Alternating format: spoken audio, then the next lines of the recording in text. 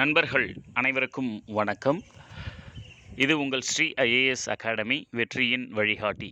இந்த வீடியோவில் TNPSC group 4 தேர்விற்கு ரொம்பவே பயன்படக்கூடிய ஒரு மிக முக்கியமான விஷயங்கள் பற்றி தான் பார்க்க போகிறோம். என்ன அது அப்படின்னு சொல்லி பார்த்திங்கன்னா, பாரதியார் நமக்கு ரொம்ப முக்கியமான ஒரு நபர்.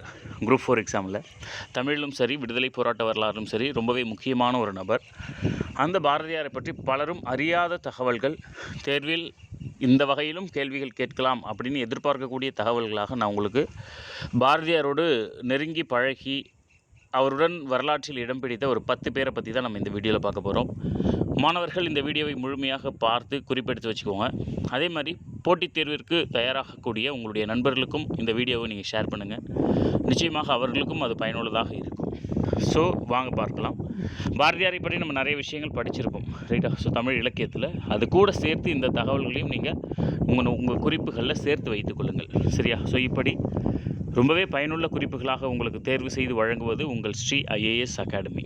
ஸோ நம்ம அகாடமியுடைய சார்பில் நம்ம அடுத்து வரக்கூடிய நாட்களில் ஒவ்வொரு இயலுக்குமான லைவ் டெஸ்ட் நம்ம கொடுக்கலாம் அப்படின்னு இருக்கோம். 6வது முதல் பருவம், 6ஆம் வகுப்பு 2ஆம் பருவம், 6ஆம் வகுப்பு 3ஆம் பருவம் அப்படின்னு சொல்லி பருவம் வாரியாக லைவ் டெஸ்ட் கொடுக்கலாம் அப்படின்னு இருக்கோம். ஸோ இந்த லைவ் டெஸ்ட்டு இதில் கலந்தணும் அப்படின்னு விருப்பப்படக்கூடிய மாணவர்கள் நீங்கள் கமெண்ட்டில் உங்களுடைய கருத்துக்களை தெரிவிங்க. நம்ம அதுக்கேற்ற மாதிரி நிச்சயமாக சிறப்பாக உங்களுக்கு எவ்வளவு சிறப்பாக தரமாக உங்களுக்கு வழங்க முடியுமோ அவ்வளவு சிறப்பாக கொடுக்கலாம், சரியா? சரி, ஸோ வாங்க பார்க்கலாம். ஃபஸ்ட்டு பாரதியாருடன் தொடர்புடையவர்கள், ஓகேவா? ஸோ யார் யார் அப்படின்னு சொல்லி பார்த்தோம்னா, இந்த லிஸ்ட்டில் ஒரு 10 பேர் இருப்பாங்க. ப்ளஸ் அது கூட ஒரு 2 பேரை பற்றி நான் உங்களுக்கு சொல்கிறேன். ஸோ அந்த 10 பேர் யார் யார் அப்படின்னு சொல்லி ஃபஸ்ட்டு நம்ம பார்க்கலாம். அதில் முக்கியமான முதல் நபர் யார் அப்படின்னா, பரளி சு நெல்லையப்பர். பரளி சு நெல்லையப்பர். ஸோ இந்த பரளி சு நெல்லையப்பர் யார் அப்படின்னா, பாரதியாரால் தம்பி என அழைக்கப்பட்டவர், சரியா? இப்போ நம்ம யாரையாவது நமக்கு நெருங்கிய நண்பர் யாராவது இருந்தால் தம்பி அப்படின்னு கூப்பிடுவோம்ல, அந்த மாதிரி பாரதியாரால் தம்பி என அழைக்கப்பட்டவர் யார் அப்படின்னா பரளி சு நெல்லையப்பர். இவர் தான் பாரதியின் பாடல்களை அச்சில் பதிப்பிற்க காரணமாக இருந்தது. முதல் அச்சிட்டவர் இவர் தாங்க, ரைட்டா? ஸோ பாரதியாருடைய பாடல்களை அச்சிட்டவர் இல்லை வெளியிட்டவர் அப்படின்னு சொன்னால் அவர் பரளி சு நெல்லையப்பர் தான், சரிங்களா? ரைட். ஸோ அதை தாண்டி மயிலை சீனி வெங்கடசாமி. மயிலை சீனி வெங்கடசாமி. இந்த மயிலை சீனி வெங்கடசாமி அப்படிங்கிறவர் யார் சார்னா, சுதந்திர போராட்டம் தீவிரமாக இருக்கக்கூடிய அந்த காலகட்டத்தில் பாரதியாருடைய பாடல்களை அச்சிட்டு அதை மக்களுக்கு இலவசமாக விநியோகித்தவர், சரியா? ஸோ பாரதியின் பாடல்களை அச்சிட்டு இலவசமாக விநியோகித்தவர் யார் அப்படின்னா மயிலை சீனி வெங்கடசாமி, சரிங்களா? ஸோ அதற்கடுத்து 3வது நபர் மண்டையம் சீனிவாச்சாரி. மண்டையம் சீனிவாச்சாரி. இந்த மண்டையம் சீனிவாச்சாரி அவர்கள் யார் அப்படின்னு சொல்லி பார்த்தீங்கன்னா, 1907 பாரதியார் கருத்துப்பட இதழான இந்தியா அப்படிங்கிற சொந்த வார இதழை ஆரம்பிக்கிறாரு அப்படின்னு நம்ம படிச்சிருக்கோம். அந்த இந்தியா அப்படிங்கிற பத்திரிகை தொடங்குவதற்கு பாரதியாருக்கு பொருளுதவி அளித்தவர் யார் அப்படின்னா இந்த மண்டையம் சீனிவாச்சாரி தான். அதே போல் பாரதியார் சூரத் மாநாட்டில் கலந்துக்கிறாரு அப்படின்னு படிச்சிருப்போம் இல்லைங்களா? ஸோ 1907 சூரத் மாநாட்டில் கலந்துக்கிறாரு அப்படின்னு படிச்சிருப்போம். அந்த சூரத் மாநாட்டில் பாரதியார் கலந்து கொள்வதற்கு இவரும் தான் கூட போய் பார்ட்டிசிபேட் பண்ணுறார். பாரதியார், வஉசி, மண்டையம் ஸ்ரீனிவாச்சாரி போன்றவர்கள் தான் எந்தெந்த பிரதிநிதிகளை நம்ம சூரத் மாநாட்டுக்கு அழைத்து செல்லணும் அப்படின்னு முடிவு பண்ணி அவங்கள கூட்டிகிட்டு போகிறாங்க. ஸோ கிட்டத்தட்ட பாரதியாருடைய ஃபைனான்சியர் அப்படின்னே நம்ம இவரை சொல்லலாம். ஸோ அதற்கடுத்தது வஉசி. பாரதியாருடைய அதாவது வஉசியும் பாரதியாரும் எப்படி அப்படின்னா கிட்டத்தட்ட மாமா மச்சான் கூப்பிட்டுக்கக்கூடிய அளவுக்கு நெருங்கிய உறவினர்கள், நெருங்கிய நண்பர்களாக இருந்தாங்க, சரியா? இப்போ நம்ம நண்பர்கள்லேயே ரொம்ப க்ளோஸ் ஃப்ரெண்ட் ஆகிட்டோம்னு வச்சுக்கோங்களேன், மச்சான் அப்படின்னு கூப்பிடுவோம் இல்லையா? ஸோ அந்த மாதிரி பாரதியாரை மாமா அப்படின்னு அழைக்கக்கூடிய அளவிற்கு நெருங்கிய நண்பராக இருந்தவர் தான் வஉசி. பாரதியினுடைய இறப்பின் போதும் கூட மாமா இறந்து விட்டார் அப்படின்னு தான் அறிக்கையே வெளியிடுறார், சரிங்களா? ஸோ வஉசி. அதே மாதிரி பாரதியார் சென்னை செல்லும் போதெல்லாம் யாரை சந்திப்பதை வழக்கமாக கொண்டிருந்தார் அப்படின்னு ஒரு கேள்வி கேட்பாங்க. அது யார் அப்படின்னா நம்முடைய வஉ சிதம்பரனார் தான், சரியா? ஸோ கப்பலோட்டிய தமிழன் வஉசி தான். அதற்கடுத்தது கனகலிங்கம். ஸோ 5வது நபர் யார் அப்படின்னா கனகலிங்கம்.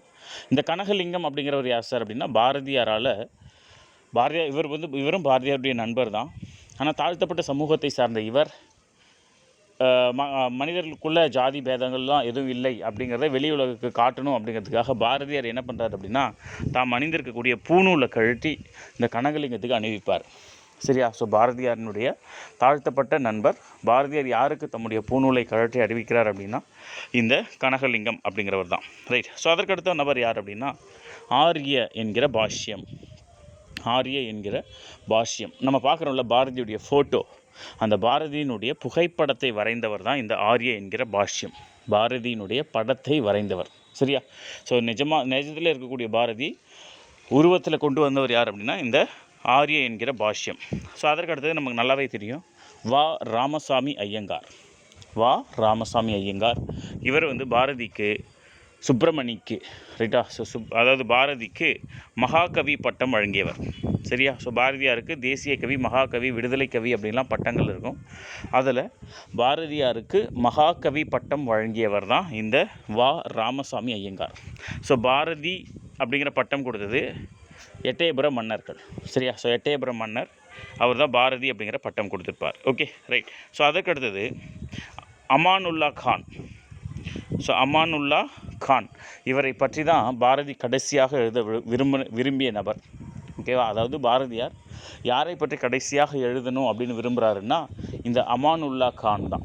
சரியா? ஸோ அப்போ பாரதி கடைசியாக எழுத விரும்பிய நபர் யார் அப்படின்னா அமானுல்லா கான். சரிங்களா? ஸோ அதற்கடுத்த 2 பேர் திலகர்.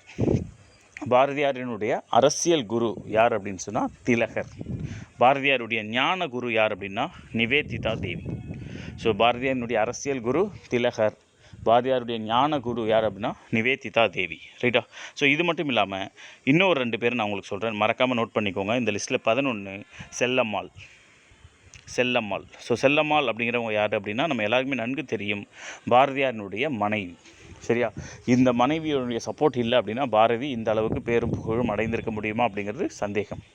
ஸோ அவ்வளவு கடினமான ஒரு கஷ்டமான ஒரு சூழ்நிலையிலையும் குடும்பத்தை நடத்தி கொண்டு பாரதியாரை ஒரு சுதந்திர பறவையாக விட்டதுனால தான் பாரதியார் இந்த அளவுக்கு புகழ் பெற முடிந்திருக்கும். ஸோ பாரதியாருடைய மிக முக்கியமான பாரதியாருடைய கேரியரில் மிக முக்கியமான ஒரு நபர் அப்படின்னா அவருடைய மனைவி செல்லம்மாள்.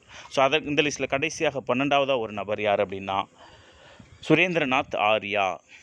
ஓகேவா? ஸோ சுரேந்திரநாத் ஆர்யா. ஸோ இவர் தான் கடைசி நபர். இந்த சுரேந்திரநாத் ஆர்யா அப்படிங்கிறவர் யார் சார் அப்படின்னா பாரதியாருடைய கடைசி சொற்பொழிவு நிகழ்ச்சி, அதாவது பாரதியாருடைய இறுதி ஊர்வலத்தில் கடைசி சொற்பொழிவு ஆற்றியவர் இவர் தான். சரியா? ஸோ பாரதியாரின் இறுதி ஊர்வலத்தில் கடைசி சொற்பொழிவு நிகழ்த்தியவர் யார் அப்படின்னா இந்த சுரேந்திரநாத் ஆர்யா அப்படிங்கிறவர் தான். ஸோ இதுதான் பார்த்திங்க அப்படின்னு சொன்னால் பாரதியாருடன் தொடர்பில் இருக்கக்கூடிய மிக முக்கியமான 12 நபர்கள். சரியா? ரைட். ஸோ இந்த வீடியோ உங்களுக்கு பிடிச்சிருந்துச்சு அப்படின்னா உங்களுக்கு நண்பர்களுக்கு ஷேர் பண்ணுங்கள். Wish you all the best. இது உங்கள் ஸ்ரீ IAS அகாடமி, வெற்றியின் வழிகாட்டி.